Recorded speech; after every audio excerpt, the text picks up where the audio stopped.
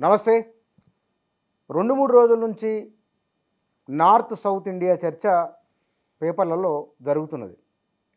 ప్రధానమంత్రి నరేంద్ర మోదీ విభజన రాజకీయాలు వద్దు అన్న తర్వాత ఆ చర్చ ఎంత పెద్ద ఎత్తున జరుగుతున్నదో అర్థమైంది.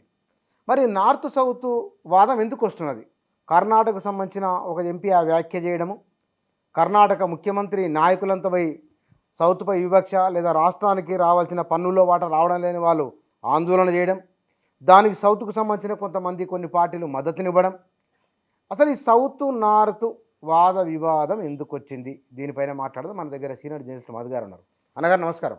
నమస్తే భూషణ. ఏందో మోదీ వ్యాఖ్యలను ఎట్లా అర్థం చేసుకోవాలి? విభజన రాజకీయాలు మంచిది కాదు, శరీరం అంత దేహమంతా ఒకటే కదా అని ఆయన కొంచెం తీవ్రంగానే మాట్లాడారు.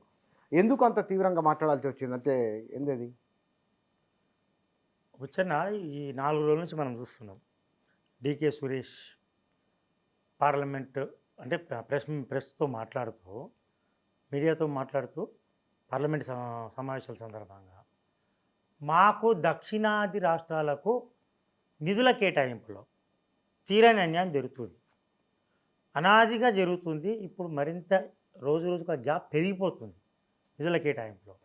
అదే దక్షిణాది రాష్ట్రాలకు అన్యాయం జరుగుతుంది. ఉత్తరాది రాష్ట్రాల్లో నిధులు వాళ్ళ ట్యాక్స్ కలెక్షన్ తక్కువ ఉన్నప్పటికీ వాళ్ళకు నిధులు ఎక్కువ పోతున్నాయి. ఇదే వివక్ష కనుక కొనసాగితే, ఇట్లాగే కొనసాగితే అటు నష్టం, ఆర్థికంగా నష్టం, రాజకీయంగా నష్టపోతున్నాం. ఈ విధంగా జరిగితే మేము దక్షిణాది రాష్ట్రాలు వేరుపడే పరిస్థితి ఉంటుంది. అటువంటి దిశలో ఆలోచించాల్సి ఉంటుందని. అంత తీవ్రత ఉందా? అంత తీవ్రత ఉందా అంటే తీవ్రమైన వ్యాఖ్యనే అది. వాస్తవానికి దక్షిణాది రాష్ట్రాలకు నిధుల కేటాయింపులో కొంత అన్యాయం జరుగుతున్నది వాస్తవం, అది క్రైటీరియా ప్రకారం. అయితే అది విడిపోయేంత పరిస్థితి ఉందా? విభజన తెచ్చేంత పరిస్థితి ఉందా? ద్రావిడులు, ఆర్యులు వేరు వేరు, అన్ని సంస్కృతి వేరు, లేదా అక్కడ ఉత్తరాది రాష్ట్రాల వల్ల దక్షిణాది రాష్ట్రాలకు అన్యాయం జరుగుతుంది. ఆర్థిక పరంగా చూస్తే కొంత మనకు ఈ దక్షిణాది రాష్ట్రాలు, మనం కూడా పార్ట్ ఆఫ్ సౌత్ స్టేట్స్ కాబట్టి కొంత అన్యాయం జరుగుతుంది. అంటే ఎట్లా అంటే, ఇప్పుడు వచ్చిన ట్యాక్స్ డెవల్యూషన్ మీకు తెలియంది కాదు.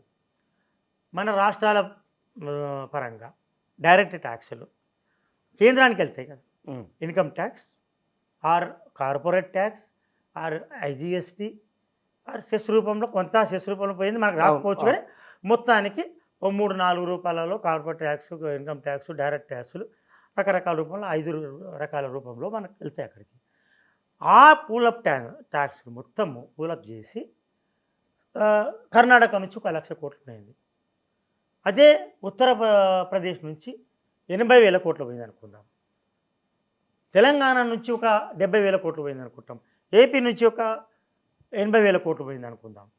ఈ పూలప్ చేస్తే మొత్తము మన రాష్ట్రాలకు మొన్న తాజాగా కేంద్ర బడ్జెట్లో 45 లక్షల కోట్ల బడ్జెట్లో 22 లక్షల కోట్లు ట్యాక్స్ డెవల్యూషన్ రూపంలో, పన్నుల రూపంలో, పన్నుల వాటా రూపంలో రాష్ట్రాలకు కేటాయించారు. మరి కేటాయించినప్పుడు 20 లక్షల కోట్ల రూపాయలు ఎక్కడ పోయినాయి? దక్షిణాది రాష్ట్రాలు అంటే డికే సురేష్ కావచ్చు, లేదా రీసెంట్ ఇవాళ కూడా మన కేశవరావు కూడా మాట్లాడాడు, వివక్ష సాంస్కృతికంగా ఉంది, ఆర్థిక పరంగా ఉందని మాట్లాడాడు. అయితే ఆ 20 లక్షల కోట్ల రూపాయలు ఎక్కడ పోయినాయి? ఆ 20 లక్షల కోట్ల రూపాయలలో దక్షిణాది రాష్ట్రాలు 1,00,00,000 కోట్లు అంటే దాదాపు జిఎస్డిపిలో, మన దేశ జీడిపిలో, గ్రాస్ డొమెస్టిక్ ప్రొడక్ట్లో దక్షిణాది రాష్ట్రాల ఇంజన్ పెద్దది, ఈ కాంట్రిబ్యూట్ చేస్తున్నాయి. కానీ అక్కడి నుంచి వస్తున్న పన్నుల వాటా ఎంత? ఇది కొండంత, అదంతా వచ్చేది పెసరంత. అదే యూపీ, ఫర్ ఎగ్జాంపుల్ చెప్దాం. కర్ణాటక వాదిస్తుంది ఏంటంటే, మా రాష్ట్రం నుంచి మేము 1,50,000 కోట్లు ఇస్తున్నాం మేము, ఏ తర్వాత మాకు వచ్చేది 40 లక్షల కోట్లు లేదా 30,000 కోట్లు, 30,000 కోట్లు, 1,000 కోట్ల రూపాయలు మాత్రమే. అట్ ద సేమ్ టైం మాలో సగం కూడా ఇవ్వని యూపీకి, ఉత్తరప్రదేశ్కు 18% వాటా ఇస్తున్నారు. 18% వాటా వచ్చే వసూలు అయ్యేది ట్యాక్స్ అక్కడ నుంచి. రాష్ట్రం పెద్దగా ఉంది కానీ వచ్చే అంత వనరు లేదు కదా, అక్కడ వనరులు లేవు. లేకపోగా అన్ని రాష్ట్రాల నుంచి కలెక్ట్ చేసిన దాన్ని యూపీకి మేమిచ్చిన వాటా నుంచి యూపీకి ఎక్కువ ఇస్తున్నారు మీరు వాటా. యూపీకి ఎంత ఇస్తున్నారు మీరు? ట్యాక్స్ డెవల్యూషన్లో క్రైటీరియా ఉంది. ఏది? ఇంత పాపులేషన్కు 15%, ఇన్కమ్ డిస్టెన్స్కు 15%, 45%. ఏ రాష్ట్రం అయితే ఆర్థికంగా బలహీనంగా ఉందో, ఎక్కడైతే పాపులేషన్ ఎక్కువ ఉందో ఆ రాష్ట్రాలకు 60% మార్కులు ఉన్నాయి. అట్ ద సేమ్ టైం మనం వివక్ష అనేదానికి కారణము తెలంగాణను తీసుకుందాం.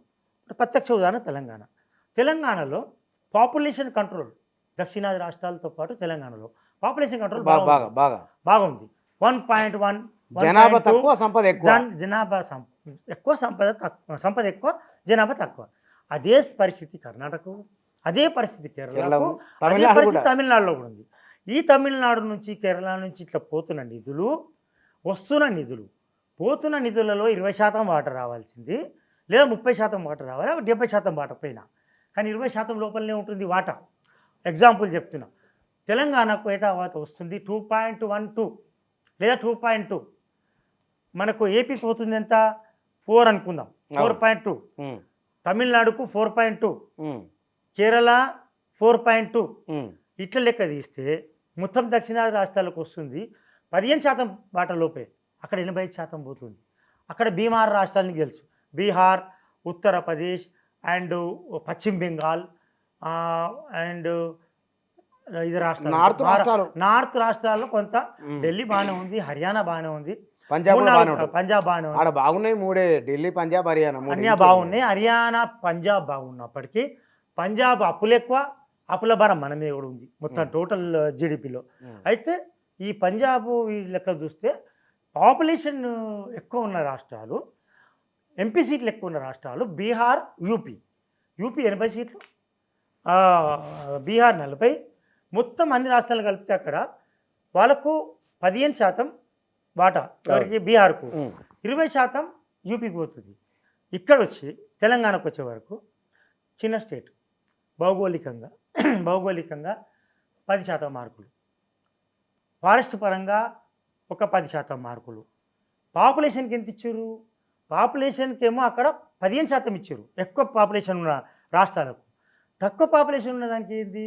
జనాభా నియంత్రణ క్రమశిక్షణ కింద శిక్ష వేసేది 2.5%. నీకు కూడా ఇస్తున్నాం, మీరు జనాభా కంట్రోల్ చేస్తే మీకు ఇస్తాం.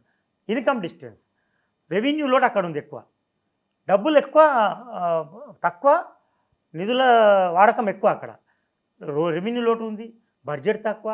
ఇక్కడ రెవెన్యూ లోటు తక్కువ, రెవెన్యూ లోటు లేదని మనం ప్రకటించినాం, ఉందా లేదా అని మనకు తెలిసి ఉన్నది. అయితే ఇక్కడ ఈ ఆర్థిక క్రమశిక్షణకి ఎంత ఇస్తారు మార్కులు? 2.5% ఇస్తారు. ఈ పర్సెంట్ వెయిటేజ్ అంటారు, వెయిటేజ్ మార్కులు అవి. ఆ వెయిటేజ్ ఇవ్వడం వల్ల, తక్కువ వెయిటేజ్ వల్ల మనకు వచ్చే ఇన్కము పూల్లో, మొత్తం పూల్ నుంచి 2.12 మనం ఇస్తున్నది. మన కాంట్రిబ్యూషన్ ఎంత ఉంది? సపోజ్ 7 నుంచి 10% ఉంది అనుకుందాం మనం, మనకు వస్తుంది 2%. మొత్తం దక్షిణాది రాష్ట్రాలది 25% దాకా ఉంది, 30% పైన ఉంది. అక్కడ వస్తుంది ఎంత? 20% లోపు, 15% లోపు వస్తుంది. అంటే మిగతాది రావట్లేదు, ఈ వాటా మొత్తము మాకొచ్చే వాటా ఉత్తరాది రాష్ట్రాలకు ఇస్తున్నారు. అంటే మీరు చెప్పిన దాని ప్రకారం చూస్తే కనుక దక్షిణ భారతానికి సంబంధించిన నాయకులు చేస్తున్న విమర్శ లేదా ఆరోపణ లేదా ఆవేదనలో నిజం ఉందని అనుకోవచ్చు. నిజం ఉంది. ఎందుకు నిజం ఉంది? ఆవేదన, ఆలోచన మంచిదే, ఆలోచన మంచిది కాకపోవచ్చు, డివిజన్ అనేది మంచిది కాకపోవచ్చు, ఆందోళన, ఉద్యమం చేపట్టే అవకాశాలు ఉన్నాయి. ఇప్పుడు ఈరోజు కేరళలో, రేపు తమిళనాడులో, మన తెలంగాణ ధర్నా చేసిన పోయి కర్ణాటక వాళ్ళు పన్నుల్లో వాటా రావాలని చెప్పి ధర్నా చేసారు, పెంచాలని. అదే ఇప్పుడు అక్కడ ప్రాబ్లం వస్తుంది. వాటా వచ్చింది కానీ పెంచాలి.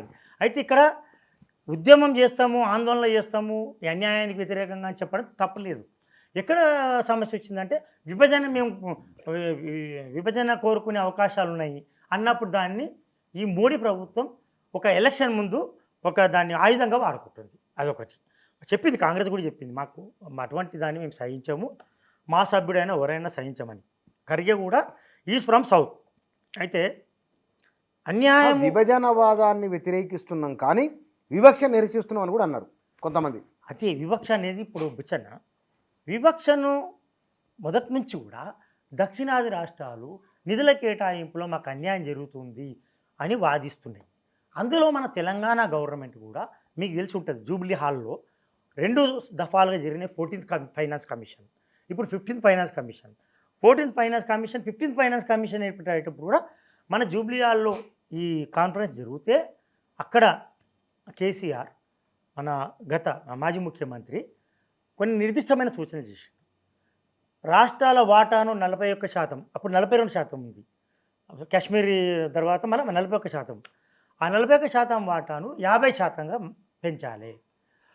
వెయిటేజ్ మార్కులు ఏవైతే జనాభా ఎక్కువ ఉన్న రాష్ట్రాలకు వెయిటేజ్ ఎట్లు ఇస్తున్నామో జనాభా నియంత్రించిన రాష్ట్రాలకు కూడా వెయిటేజ్ మార్కులు పెంచాలి. వాళ్ళకి ఎక్కువ ఇప్పుడు వాళ్ళకి ఎక్కువ జనాభా. ఇంకోటి, మేము ఆర్థిక క్రమశిక్షణ పాటిస్తున్నాం, ఫిజికల్ రెస్పాన్స్ బిజినెస్ మేనేజ్మెంట్, మేము లక్ష్మణరేఖ దాటకుండా అంతో ఎంతో ప్రయత్నం చేస్తున్నాం. మాకు వెయిటేజ్ మార్కులు ఏవి, మాకు ఇన్సెంటివ్స్ ఏవి, ప్రోత్సాహకాలు ఏవి, అక్కడనేమో వాళ్ళు విచ్చలవిడిగా ఖర్చు పెడుతున్నారు, ఆదాయం పైన దృష్టి లేదు, సంపద పెంచే విధానం లేదు. వాళ్ళు కూర్చొని తింటే వాళ్ళు బీమార్ రాష్ట్రాలను మేము, వాళ్ళ అనారోగ్య రాష్ట్రాలను మేము, ఆరోగ్యంగా ఉన్న రాష్ట్రాలు మేము ఏలాలి, వాళ్ళు మమ్మల్ని వెళ్తారు, మేము వాళ్ళను పోషించాలి, అంతేనా? అది కాదు ఇక్కడ. అక్కడ మార్కులు తగ్గించి మాకు వెయిటేజ్ పెంచండి, అక్కడ కూడా ఇవ్వండి, జనాభా బట్టి ఇవ్వండి. ఎన్నాళ్ళని వాళ్ళు ఇతరులపై ఆధారపడతారు, వాళ్ళకు కూడా ఇవ్వండి. కానీ ఆ వెయిటేజ్ మార్కులలో కొన్ని వెయిటేజ్ మార్కులు మాకు ఎక్కువ ఇవ్వండి. ఎందుకంటే ఒక ఎగ్జాంపుల్, నేను చాలా కష్టపడి మేము ఇన్కమ్ జనరేట్ చేస్తున్నాం, సొంత పన్నుల ఆదాయాన్ని కూడా పెంచుకుంటున్నాం, మా ప్రజలు కూడా పన్నులు కడుతున్నారు, మా ప్రజలు నిజాయితీగా పన్నులు కడుతున్నారు. ఆ పన్నులు కట్టదంటే మా గవర్నమెంట్ నడుస్తుంది, మీ గవర్నమెంట్ నడుస్తుంది. మా పన్నుల ఆదాయాన్ని నుంచి కొంత మీరు అక్కడ కేటాయించి మిగతాది మాకు ఇవ్వండి. మొత్తానికి మొత్తం 2% ఇస్తే మాకు మేము 30 లక్ష కోట్లు అనుకుందాం, మనకి ఇవాళ ఎంత వచ్చింది? 20,000 కోట్లు. ఎట్ ద సేమ్ టైం 1,80,000 కోట్లు ఇచ్చిన యూపీకి 1,50,000 కోట్లు వచ్చింది అక్కడ. అంటే మా మార్కులు తేడా చేయమని ఈవెన్ ఇంక్లూడింగ్ కేసీఆర్ అండ్ తర్వాత Kerala CM and Tamil Nadu CM, AP CM పెద్ద వాదించిన దాఖలాలు ఏం లేవు. కానీ ఈ 3 రాష్ట్రాల నుంచి కూడా మనకు ఈ వాదనలు పోయినాయి. దాని మీద కసరత్తు చేయాల్సిన బాధ్యత, ఈ విషయం రెస్పాన్సిబిలిటీ మొత్తం మోడీ గవర్నమెంట్ మీద, కేంద్ర ప్రభుత్వం గవర్నమెంట్. మోదీ చేయగలరా, న్యాయం చేయగలరా? మోడీ ఇప్పుడు ఏమంటుండు, దేహం అంతా ఒకటే, దేహం అంతా ఒకటే అన్నారు. ఇక్కడ ఏది తల అయితే కాళ్ళు అన్నీ ఒకటే. నరేషన్ చేయడంలో మోదీని మించి ఎవరు? నేరేషన్ చేస్తుండేమో. ఆయన అనేది ఏంది, దేశకు జోడో యాత్ర చేస్తారు, తోడో అంటారు, మీరే అంటారు. ఒక ఎలక్షన్ వాదం పెట్టుకుంటూ రాహుల్ గాంధీ అనలేదు, మీ కాంగ్రెస్ విధానం మీద అన్నాడు. అయితే ఇక్కడ దక్షిణాది రాష్ట్రాల ప్రజలను మనోభావాలను అనుకూలంగా ఇక్కడ న్యాయం చేసేటట్టు మోడీ చర్యలు తీసుకుంటుండా, ఆ దిశలో అడుగులు పడుతున్నాయా? గతంలో ఈరోజు బీజేపీతో అంటగా అవుతున్న పవన్ కళ్యాణ్ కావచ్చు, వాళ్ళతో జత కడుతున్న పవన్ కళ్యాణ్ గతంలో ఏమన్నాడు, దక్షిణాది రాష్ట్రాలకు చాలా విషయాలు అన్యాయం జరుగుతుంది, దక్షిణాది విడిపోయే పరిస్థితులు రానివ్వద్దు అని హెచ్చరిక చేసిండు. అంటే అప్పుడు కూడా చెలరేగింది అప్పుడు వివాదం, ఇట్లా మాట్లాడదు అట్లా మాట్లాడదని మా బీజేపీ వారు కూడా. అయితే ఇక్కడ ఇటువంటి పరిస్థితిని ఆందోళన ఉద్యమం రాకముందే ఇటువంటి పరిస్థితి వెయిటేజ్ మార్కులు సవరించడము, లేకపోతే ఈ సౌత్కి జరుగుతున్న అన్యాయాన్ని సరిదిద్దడానికి మోడీ గవర్నమెంట్ ప్రయత్నం చేస్తే కొంత చల్లబడే అవకాశం ఉంది. లేకపోతే ఇది ఉద్యమం రూపంలో మరోటాన్ని తీసుకునే అవకాశం ఉంటుంది. మొదట ఆ ఫీలింగ్ రావద్దు. ఇంకోటి మనకి ఇంకో ప్రమాదం ఉంది, పునర్విభజన రాబోతుంది, జనాభా ప్రాతిపదికన అదో సమస్య ఏంటంటుంది కదా, అది పెద్ద ఇప్పుడు నియోజకవర్గాల పునర్విభజన అంటే నిధులది ఒక సమస్య, చట్టసభలో సభ్యుల సంఖ్య తగ్గిపోతుంది. మరి ఇప్పుడు నియోజకవర్గాల విషయం ఇది, నియోజకవర్గాల పునర్విభజనలో హైదరాబాద్లో సీట్లు పెరిగి రూరల్లో తగ్గినట్టు ఇక్కడ నార్త్లో పెరిగి సౌత్లో తగ్గుతాయి. అప్పుడు ఏమవుతుంది, ఇప్పటికే బార్గెనింగ్ కెపాసిటీ లేదు, అక్కడ పెరిగి ఇక్కడ తగ్గుతాయి, అక్కడ పెరిగి ఇక్కడ తగ్గుతాయి. నార్త్కు బార్గెనింగ్ కెపాసిటీ ఎందుకు లేదు? ఒక్క తమిళనాడు అండ్ తమిళనాడు రాష్ట్రం తప్ప ఏ రాష్ట్రానికి కూడా పెద్ద సీట్లు లేవు. 39 తమిళనాడు, 40 అనుకో 39, కేరళ 20-22.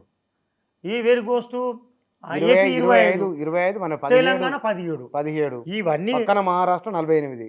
మహారాష్ట్ర మనకు సౌత్లో ఎప్పుడు కూడా దాన్ని పరిగణన మనం చేయలేదు. మధ్య భారత కింద మధ్య భారతం కిందనే మహారాష్ట్ర ఎప్పుడు నార్త్ తెలంగాణ నార్త్ ఇండియాతోనే కొంత అదే లేకపోతే మధ్య ఉండొచ్చు. మహారాష్ట్రని పెద్దగా ఎవరు దక్షిణ భారతదేశం కింద చూడలేరు. ఎన్ని ఉన్నాయి మొత్తం 100 సీట్ల లోపలనే ఉన్నాయి. 110 సీట్లు, 149 సీట్లు దక్షిణ భారతదేశంలో. 149. అది మీరు మహారాష్ట్ర కలుపుతున్నట్టు నాకు తెలిసి 120 లోపల. మహారాష్ట్రని ఏ రోజు కలపలేము మనం అసలు. యాక్చువల్గా ముంబాయి రాజధానిగా ఉన్నది, ఆర్థిక రాజధాని ఉంది. అది ఎప్పుడు ఢిల్లీకి దగ్గరనే ఉండదు, మనకు దగ్గర ఎప్పుడు లేదు. మనకు కేవలం ఈ 4 రాష్ట్రాలనే మనం చూస్తున్నారు. కాబట్టి మైనారిటీ రాష్ట్రాలు అవుతున్నాయి. పునర్విభజన వచ్చే వరకు ఈ రాష్ట్రాలలో తగ్గే అవకాశం. ఎక్కువ సంపద, మళ్ళీ ఎక్కువ సంపద ఉంది, సభ్యులు తక్కువ, క్రమశిక్షణ ఉంది. పాపులేషన్ రేట్లో, సంతాన వృద్ధి రేట్లో మీరేమన్నారు? సంతానాన్ని మన ఫ్యామిలీ ప్లానింగ్ చేయాల్సిందే, మనం దేశం మనగడ సాధించాలని. ఆ ఫ్యామిలీ ప్లానింగ్లో నెంబర్ 1 ఉన్నాయి ఈ 4 రాష్ట్రాలు: కేరళ, తమిళనాడు, మహారాష్ట్ర, ఏపీ అండ్ తెలంగాణ. ఈ 1.1 to 1.3 లోపలనే ఉన్నాయి. అక్కడ సంతాన వృద్ధి రేటు 2.5, 2.2, 2.3 ఉంది. డబుల్ ది రేట్ ఉంది. అయితే అక్కడ మరి ఆ క్రమశిక్షణ ఉండాలి కదా. జనాభాను ఎక్కువ చేస్తున్న వాళ్ళకు మరి శిక్ష లేదా? ఆర్థిక క్రమశిక్షణ, సంతాన వృద్ధి రేట్లు అంటే పాపులేషన్ డిసిప్లిన్ ఉన్న వాళ్ళకు శిక్ష, క్రమశిక్షణ వాళ్ళకు శిక్ష, క్రమశిక్షణ లేని వాళ్ళకు ప్రోత్సాహకాలు. ఇది ఎక్కడ న్యాయమని దక్షిణ భారతదేశం అడుగుతుంది. అందులో తెలంగాణ కూడా చాలాసార్లు అడిగింది ఈ క్రమశిక్షణకు శిక్షణ. మోదీ చాలా విషయాలకు పరిష్కారం కనుక్కున్నారు కదా, ఇదంత సులభమైందేనా? సులభం అంటే దక్షిణాదిలో బీజేపీ బలపడాలని చూస్తుంది. ఈ క్రమంలో వాళ్ళు కొన్ని చర్యలు మేము తీసుకుంటాం, మీ ఫీలింగ్స్ మేము చూస్తాం, అక్కడ ప్రజలను మేము ఆలోచిస్తాం. కానీ విభజన కరెక్ట్ కాదు, అన్యాయం ఏమైనా జరిగి ఉంటే అది సవరించడానికి మేము ప్రయత్నిస్తామని ఈ పార్లమెంట్ సాక్షిగా ప్రకటిస్తే వాళ్ళకు మేలు జరిగే అవకాశం ఉంది. రాజకీయంగా సరిదిద్దాల్సిన అవసరం కూడా ఉంది. ఓపెన్ చెప్పాలి. వెయిటేజ్ మార్కులను మేము సిస్టమ్ మారుస్తాము. మన సభ కూడా ఈరోజు జరుగుతున్న మన బడ్జెట్ సభ కూడా, తెలంగాణ సభ కూడా దీని మీద ఒక తీర్మానం చేయొచ్చు. వెయిటేజ్ మార్కులు, ఈ భేదాలు, ఈ రాజకీయ భేదాలు పక్కన పెట్టి గతంలో తీర్మానం చేసిన తీర్మానం చేసి వెయిటేజ్. ఇంతకుముందుకు ఒక మాట అన్నారు మీరు, సాంస్కృతిక పరంగా కూడా ఒక డిస్క్రిమినేషన్ అన్నారు. ఏమిటి అది? సాంస్కృతిక పరంగా నాకంటే మీకే ఎక్కువ తెలుసు. ఎక్కువ నార్త్ ఇండియాలో అక్కడ డ్యూటీ చేశారు. ఏం డ్యూటీ ఏముందన్నా, ఇంతకుముందు పవన్ కళ్యాణ్ కూడా రేజ్ చేసిండు. ఇవాళ కేశవరావు, మా సంస్కృతి వేరు, మీ సంస్కృతి వేరు, ద్రవిడ సంస్కృతి వేరు, ఆర్యన్ సంస్కృతి వేరు. తర్వాత ఇప్పటికి కూడా అక్కడ కులం ఇక్కడ కులం ఒకటైనప్పటికీ, అక్కడ యాదవులు ఇక్కడ యాదవులు ఒకటైనప్పటికీ మీరు మమ్మల్ని వేరే విధంగా చూస్తారు, మీరు కలిసి భోజనం చేయరు అంటారు. అది ఎంతవరకు తన విషయం చెప్తున్నా ఆయన, తన విషయం అంటే ద్రవిడ సంస్కృతి వేరు. ఒక చిన్న చూపు ఉంది, సాంస్కృతిక దాడి ఉన్నది. ఇప్పుడు ఏ పండుగలైనా ఏదైనా అక్కడే పండుగలకు ఎక్కువ ప్రాధాన్యత ఇస్తారు, మాకు తక్కువ ఇస్తారు ప్రాధాన్యత. ఆ తర్వాత ఇప్పుడు ఇంకొకటి రైల్వే బోర్డు భాష విషయంలో ఐఏఎస్ ఐపీఎస్ ఎగ్జామినేషన్లో ప్రాంతీయ భాషలను కూడా ఒక ఛాయిస్ ఇవ్వాలని పరిగణలోకి తీసుకోవాలన్నారు. ఇప్పుడు ఏమైంది, హిందీ ఇంగ్లీష్కు 2 ఉన్నాయి. చాలా పరీక్షలలో హిందీ ఇంగ్లీష్ ఆప్షన్ ఉంది, ప్రాంతీయ భాషలకు ఆప్షన్ లేదు. ఆప్షన్ లేకపోవడం వల్ల either to go English are Hindi ఇక్కడ దక్షిణాది రాష్ట్రాల వాళ్ళకు హిందీ మీద పట్టు ఉండదు, దాన్ని రాయలేరు, దాన్ని చదవలేరు. మాట్లాడతారేమో, టెక్స్ట్ పరంగా చాలా ప్రాబ్లం. నాకు కూడా ఇబ్బంది. ఇప్పుడు ఇంత బాగా మాట్లాడుతాం మనం హిందీ, కానీ రాయడం కష్టం. సో ఇంగ్లీషు ఆల్టర్నేట్గా ఇంగ్లీష్ ఒక్కటే ఉంది మాకు, ప్రాంతీయ భాషలు కూడా అవకాశం ఇవ్వమంటున్నారు. ఇటువంటి వివక్షను సాంస్కృతిక పరంగా, లేకపోతే లిటరేచర్ పరంగా, లేకపోతే ఉద్యోగ నియామకాల పరంగా ఇటువంటి జరుగుతుంది. కాబట్టి ఇటువంటి వీటిని నివారించాల్సిన పరిస్థితి.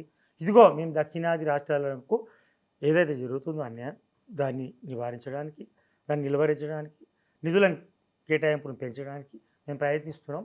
మేము మీతో ఉంటామని బీజేపీ ఏదైతే నార్త్ ఇండియా పార్టీగా ముద్రపడ్డదో ఆ పార్టీ దక్షిణాదిలో ప్రజల మనోభావాలను లేకపోతే అభిమానాన్ని చూరగొనాలంటే కొన్ని నిర్దిష్టమైన చర్యలు తీసుకోవాల్సిన అవసరం ఉంది. ఆ దిశలో అడుగులు వేయాల్సిన పరిస్థితి ఉంది. కానీ ఇక్కడ దక్షిణాది రాష్ట్రాల్లో ప్రధానంగా బీజేపీ ఇతర రాష్ట్రాలు ఉన్నప్పుడు కూడా సమస్య వస్తున్నాయని నార్త్ వాళ్ళు అంటున్నారు, మమతా బెనర్జీ అదే మాట అంటున్నారు, తమిళ స్టాలిన్ అదే మాట అంటున్నారు, ఈ చంద్రబాబు నాయుడు ఇంత ముందుకు అదే మాట అన్నారు. ఇప్పుడు జగన్ ఆటలేదు, చంద్రబాబు అదే మాట అన్నారు, కేసీఆర్ అదే మాట అన్నారు, నిధులు రావట్లేదని. వీళ్ళు సౌత్ నుంచి ముఖ్యమంత్రుల స్థాయిలో పార్టీల స్థాయిలో ప్రజలలోకి వెళ్ళడానికి ముందే మనంతా ఒకటి అనే ఒక బలమైన భావన తీసుకురావాల్సిన అవసరం ఉంది. North south Bharatiya Janata party లేదా కేంద్ర ప్రభుత్వం ఎంత మేరకు దీన్ని అడ్రస్ చేయవచ్చు ఇష్యూను? బీజేపీ అడ్రస్ చేసే పరిస్థితి ఇప్పటికైతే కనపడతలేదు. ప్రాంతీయ పార్టీలు బలంగా ఉన్నాయి దక్షిణ భారతదేశంలో. ప్రాంతీయ పార్టీలు ఏకతాటిపై ఉత్తరాదిలో ఉన్నా కానీ ఆగమైపోయినాయి. ఉత్తరాదిలో సమాజ్వాదీ పార్టీ, నేషనల్ పార్టీసే, జేడీయూ, నేషనల్ పార్టీ నేషనల్ లెవెల్లో పవర్లో. దక్షిణాదిలో ప్రాంతీయ పార్టీలు ఒక తాటి మీదకి వచ్చి ఈ అంశం మీద ఏ పార్టీ అని ఉండొచ్చు. బీజేపీ ఉన్నప్పుడు అన్యాయం జరిగింది, కాంగ్రెస్ ఉన్నప్పుడు అన్యాయం జరిగింది. నిధుల కేటాయింపులో క్రైటీరియా ప్రాతిపదిక మార్చాలి. ప్రాతిపదిక మార్చింది. వాస్తవానికి 14th finance commission, 15th finance, 12th finance కమిషన్లో మరీ ఘోరంగా ఉండేది. పాపులేషన్కి ఎక్కువ కేటాయించి మనకు పాపులేషన్ మీద మనకు కంట్రోల్ మీద ఇవ్వలే మార్కులు. ఆర్థిక క్రమశిక్షణ కూడా ఇవ్వలే. లోటు బడ్జెట్కి ఎక్కువ ఇచ్చి ఆర్థిక క్రమశిక్షణ తక్కువ ఇచ్చింది. ఆ మార్కులు పెంచిరు, మళ్ళీ 5% పెంచిరు. ఇప్పుడు అదే finance commission, 15th finance commission పెంచాలి వాటిని. వీళ్ళకి ఎక్కువ వెయిటేజ్ పెంచాలి. ఆ పెంచే దిశలో వీళ్ళు ఒక ఏకతాటి మీద ఉండి చూడు మాకు ఈ ఆస్పెక్ట్లో అన్యాయం జరుగుతుంది, దీన్ని సవరించండి చెప్పడం తప్పలేదు. పార్లమెంట్లో గట్టిగా వాదించవచ్చు, కానీ దాన్ని లైన్ దాటకుండా. ఇప్పుడు అక్కడ నార్త్ స్టేట్ వాళ్ళకు కొంచెం డివిజన్ లైన్ ఇచ్చినట్టు, ఒక సున్నితమైన అంశం మీద ఏదో ఒక లైన్ ఇచ్చినట్టు ఒక అర్థమవుతుంది. అది లైన్ దాటకుండా ఏం చేయాలి, మన వాదన కరెక్ట్ వినిపించాలి. గతంలో చంద్రబాబు నాయుడు కూడా అన్నాడు, అందరూ ఆశ్చర్యపోయారు, జనాభా పెంచుకుందాం మనము, జనాభా పెంచారు. చాలా మంది ఎందుకు ఒకప్పుడు జనాభా తగ్గించమని చెప్పిన బాబే 2015 పదాలు జనాభా పెంచండి అన్నాడు. పెంచండి అని. ఎందుకంటే ఈ పాపులేషన్ నిష్పత్తిలో మనకు నిధుల కేటాయింపు జరుగుతుంది, పాపులేషన్ నిష్పత్తిలో మనకు సీట్లు కేటాయింపు జరుగుతుంది, అంటే పునర్విభజన జరుగుతుంది. ఈ ప్రమాదం ముంచుకొచ్చినాయి. ఒకప్పుడు జనాభా పెరగడము ఒకటి ప్రమాదమైంది, ఇప్పుడు తగ్గడం ప్రమాదం అవుతుంది. అంటే ఈ చంద్రబాబు అయినప్పుడు నేను కూడా ఆలోచన అప్పట్లో నాకు తెలిసి 6 ఏళ్ల కింద ఆయన ప్రకటన చేసినట్టు 2015 నుంచి 18 మధ్యలో అప్పుడు మనం స్టడీ చేసినాం. అది అంటే పాపులేషన్ రేషియోలో మనం తగ్గుతున్నాం. కాబట్టి 2 రకాలుగా అన్యాయం జరుగుతుంది. దీన్ని చూడొచ్చు, వాళ్ళు తగ్గించాలి, ఇక్కడ పెంచాలి. సమతుల్యత అయితే ఇప్పుడు ఈ సంతాన వృద్ధి రేట్లో ఏదైతే పాపులేషన్ రేషియోలో ఈ సమతుల్యత రావాల్సిన అవసరం ఉంది. దీని మీద మన చర్యలు తీసుకోవాల్సిన అవసరం ఉంది. సో ఇప్పుడు జరుగుతున్న మన బడ్జెట్ సమావేశాలు కూడా ఇటువంటి కీలకమైన కొన్ని నిర్ణయాలు, కొన్ని ప్రతిపాదనలు తీసుకోవాల్సిన అవసరం ఉంది.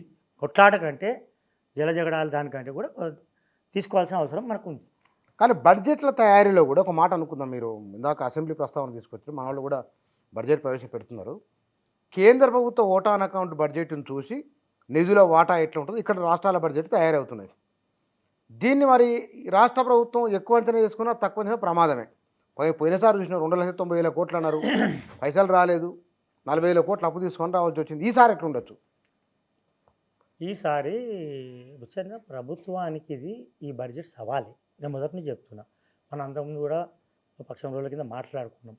ఈ సవాల్ ఎందుకంటే ఈ ప్రభుత్వమే మన తెలంగాణ రాష్ట్రం అప్పుల ఊబిలో కూరుకుపోయింది. కొన్ని బడ్జెటరీ అప్పులు 4 లక్షల కోట్ల వరకు, బడ్జెటేతర అప్పులు 2 లక్షల కోట్ల వరకు, రమారామి 6 లక్షల కోట్లు దాటినాయి. సో నా ఉద్దేశంలో ఫిజికల్ రెస్పాన్సిబిలిటీ బిజినెస్ మేనేజ్మెంట్లో మరీ ఫార్ అవే ఏం లేదు. ఇప్పుడు కేరళ, ఆంధ్రప్రదేశ్ అండ్ తమిళనాడు ఈ రోజు రాష్ట్రాలు, మన పక్క రాష్ట్రాలు చూస్తే, కర్ణాటక రాష్ట్రం చూస్తే కూడా మనది కొంత అదుపులోనే ఉంది. అయితే ఈ ప్రభుత్వమే శ్వేతపత్రంలో మొత్తం దీన దయనీయ నీచ నికృష్ట దుర్భర దారిద్ర పరిస్థితిలో మనం ఉన్నామని చెప్పిన దాంట్లో లాస్ట్ ప్రభుత్వము, కేసీఆర్ ప్రభుత్వము 2,92,000 కోట్లు అంటే కోట్లు ప్రవేశపెట్టింది.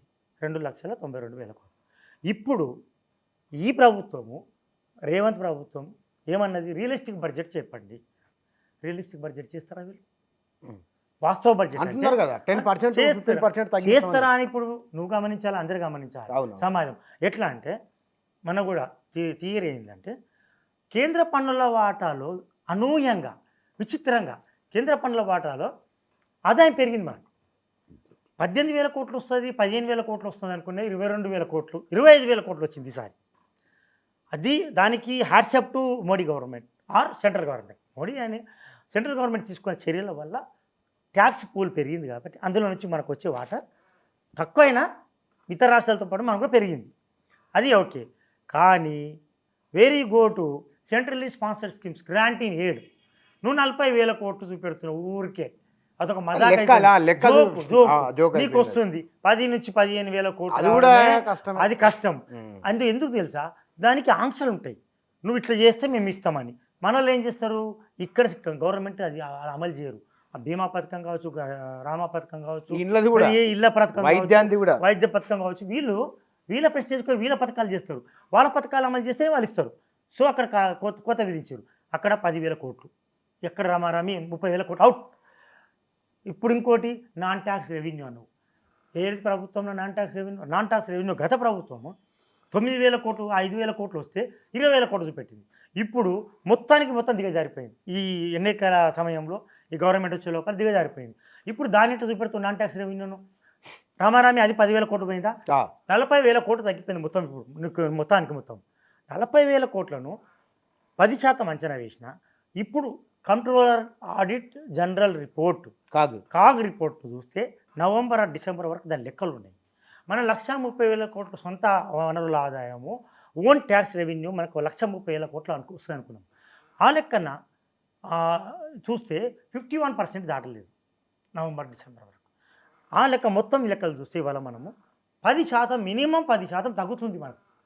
లాస్ట్ టైము మనం ఊహించిన దానికంటే సొంత పన్ను ఆదాయం పెరిగింది, ఈసారి తగ్గుతుంది. కారణం ఏంటంటే ఎన్నికల రావడం, రిజిస్ట్రేషన్లు అవన్నీ ఆగిపోవడం, కొంత ఈ ఎన్నికల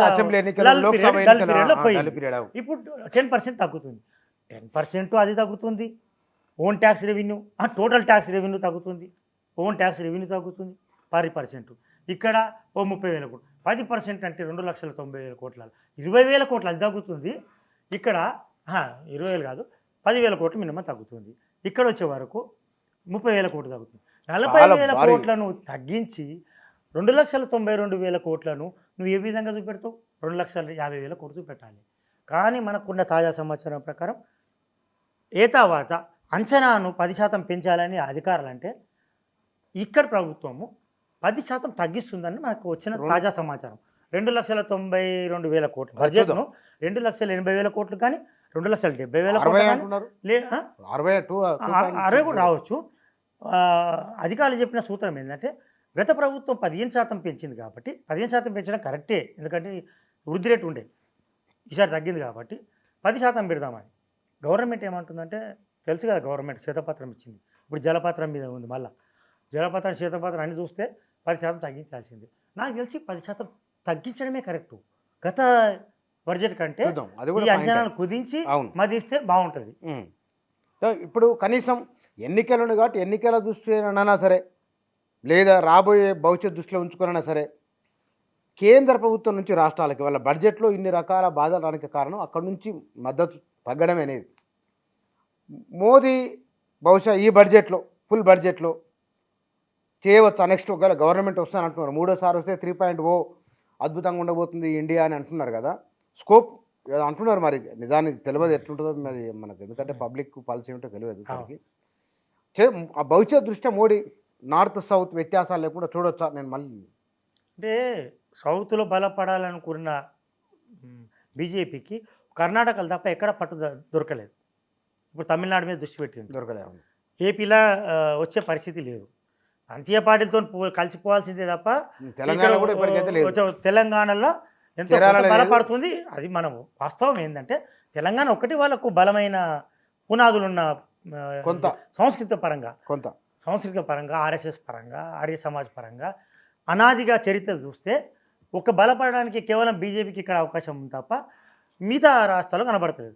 బలపడాలి, నిలబడాలి అంటే అన్నమలైని అక్కడ ప్రోత్సహిస్తున్నట్టు అన్నమలై అటువంటి వాళ్ళ ద్వారా దక్షిణాదిలో మేము వివక్ష లేదు, మేము దక్షిణాదికి మేలు చేయడానికి ప్రయత్నం చేస్తున్నాం, ఈ చర్యలు తీసుకుంటామని చెప్పగలుగుతుందా ఇప్పటికిప్పుడు? ఈ ఎన్నికలలోపు చెప్పగలుగుతుందా? ఈ దక్షిణాదిలో తమిళనాడులో ఇప్పుడు ఉధృతమవుతుంది. ఎందుకంటే అక్కడ అన్నమలై అనేవాడు బాగా పుంజుకుంటుంది ఆ బీజేపీ. దాన్ని కంబాట్ చేయడానికి, దాన్ని కాన్ఫరెన్స్ చేయడానికి ఈ తమిళనాడు ఈ ఇష్యూని తీసుకొస్తుంది తమిళనాడులో. దాన్ని ఎట్లా ఎదుర్కొంటుందని ఒకటి. తర్వాత ఈ మన తెలంగాణ కూడా ఏం చెప్పబోతుంది ఈ బడ్జెట్ సమావేశాల్లో, అది కూడా ఒక చర్చనే ఉంటుంది. అది చూద్దాం. Thank you very much.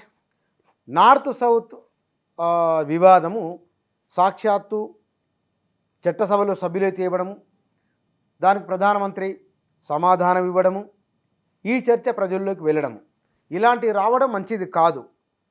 రాకుండా ఈ చర్చనే రాకుండా నివారించాల్సింది. ఇప్పటికైనా మించింది లేదు. నార్త్ సౌత్ అనేది కాకుండా భారతదేశం, ఇండియన్ డెమోక్రసీ, ప్రజల సమానత్వం, భారత రాజ్యాంగం చెప్పినట్లుగా అందరికీ సమానత్వం, అందరూ సమానంగా సమానత్వంతో ఎదిగే అవకాశాలు అందరికీ రావాలి.